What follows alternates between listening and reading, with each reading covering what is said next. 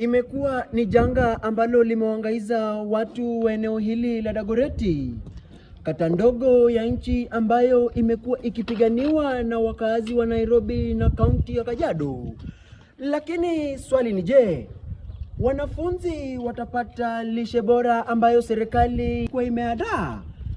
Mimi sina mengi, lakini nyuso na tabasamu ya wazazi na wanafunzi wa shule hii ya Mpangatoni Primary School inadhihirisha ni kipi wanafunzi hawa wanapitia.